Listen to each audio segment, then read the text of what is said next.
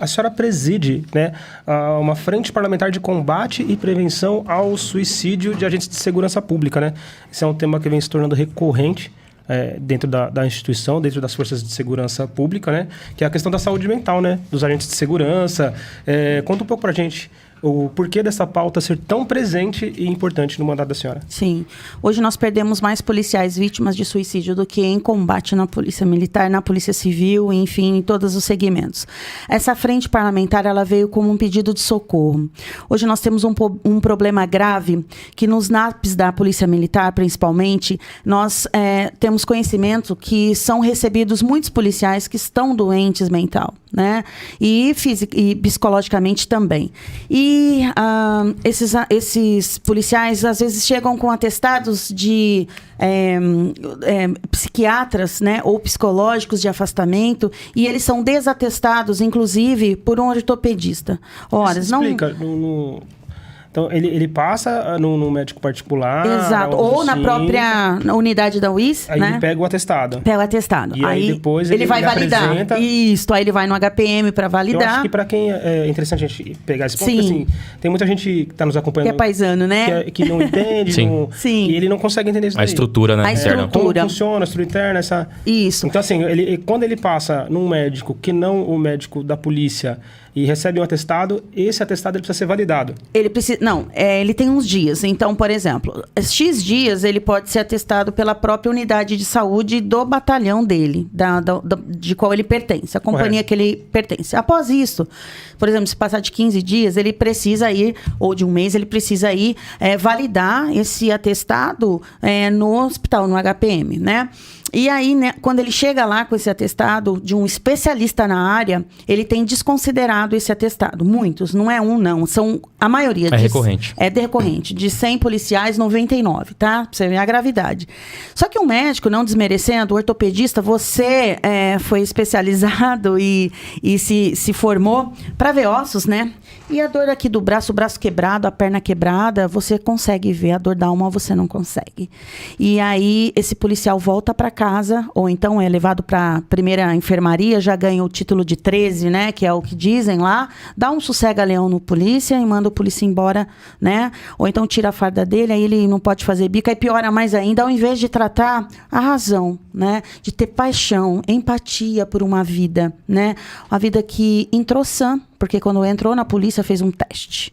Passou num teste, vários testes. E quando ele fica doente, ele é um peso, né? Então, a gente vê a vida do policial sendo descartada, né? E isso ocorre, sou muito clara e não tenho medo de errar, porque nós temos uma grande maioria do comando da cúpula doente. E essa doença vem passando de cima para baixo, sob pressão, aqui embaixo na tropa. E a tropa que fica com o final disso tudo, né? Então, um comando doente adoece a tropa, ponto. Isso é o que nós temos que ter ciência, nós temos que cuidar dos nossos comandantes também. Outra coisa, esse desatestado, ele tira o policial, né,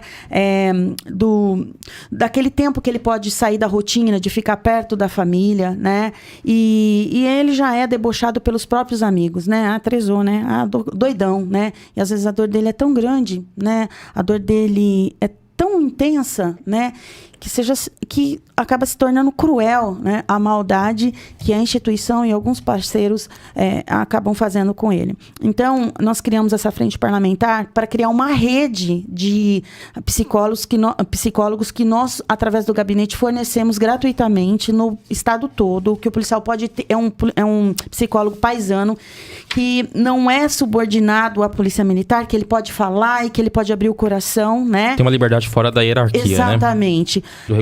Eu quero ressaltar aqui que os nossos policiais dos NAPs, para quem não sabe o que é NAPs, são os núcleos de assistência psicológica da Polícia Militar, são maravilhosos, tá? Para você ter uma ideia, quando eles batem de frente com o sistema e dizem assim, olha, esse policial não pode trabalhar porque ele não tem condições, ele concorre até a escala de futebol, tá? Para vocês terem uma ideia, isso não é pouca coisa que acontece, não. Eles são transferidos e tudo é prejudicado para que eles não continuem dando seus laudos como médicos, né? Como profissionais. Então, ali impera a hierarquia. E isso é muito sério. Então, essa frente foi para isso, para a gente tentar prevenir antes que aconteça. porque tem acontecido, assim, Recorrente. muito, decorrente. E são vidas. Você pode apoiar a família depois, mas você não traz de volta. E quando uma pessoa se mata, ela não está matando ela não tem vontade de morrer. Ela está matando a dor dela. E às vezes você trabalha com uma pessoa e não tem o hábito de perceber que ela precisa de um abraço e que ela está passando por alguma dificuldade. Porque nós também vivemos numa rotina terrível, não só os familiares de policiais, eu como esposa, né? Se a gente não se engaja para... Conhecimento de causa, né? Exatamente, não foi de ouvir dizer, né? Então, assim, é muito triste essa nossa realidade. Então, essa frente vem para prevenir, para tentar amenizar, para que não aconteça isso dentro das unidades. Muito bem, deputado. É um assunto bem sensível, né? E a gente tem trazido, né, isso aí na pauta, a segurança pública como um todo, né? Tem essa necessidade, né? Tem essa necessidade, tem essa dificuldade, né? Acredito também que o policial, às vezes, ele não busca ajuda, né?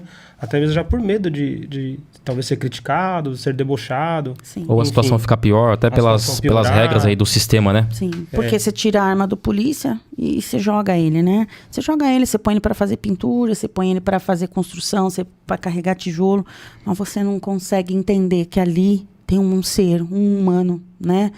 Que estava perfeito quando entrou na Polícia Militar, né? Então, olha, eu fico muito sensível a essa causa porque eu perdi algumas pessoas próximas, sim, assim, né?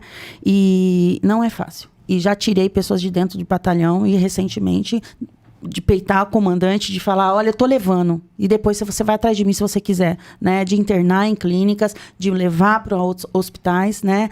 Porque eu não consigo ficar parada. Mas muitas vezes não chega para mim. Quando chega, já aconteceu, né?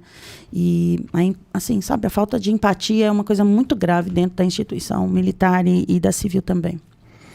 É isso aí.